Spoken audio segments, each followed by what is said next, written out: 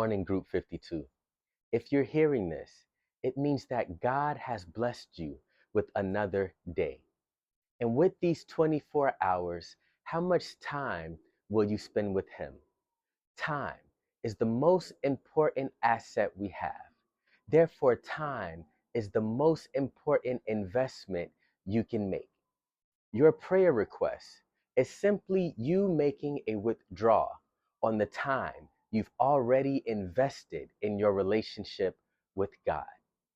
So if you love God and have no one before Him, structure the time in your day in a way where you can say, God, I love you.